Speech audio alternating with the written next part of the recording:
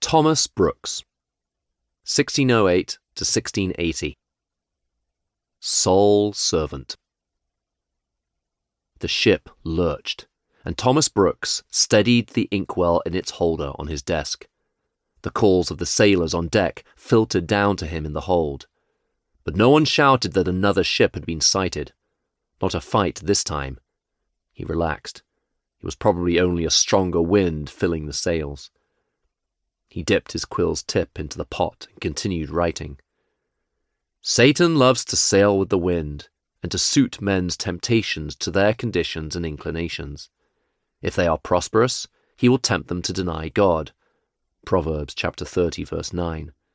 If they are in adversity, he will tempt them to distrust God.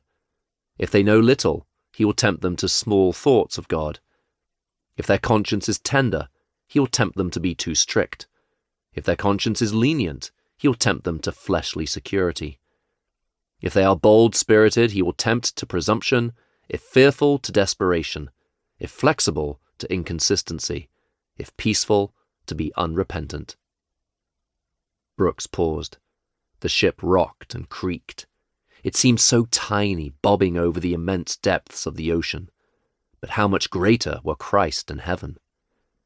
He wrote, "It is as easy to contain the sea in a nutshell as to relate fully Christ's excellencies or heaven's happiness."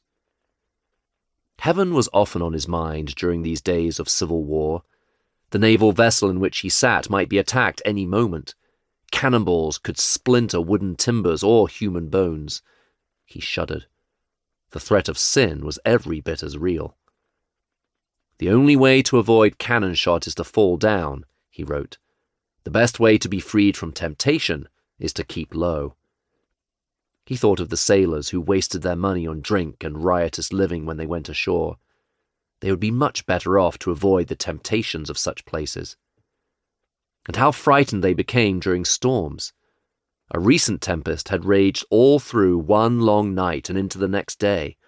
Some of the sailors were so terrified they looked like dead men.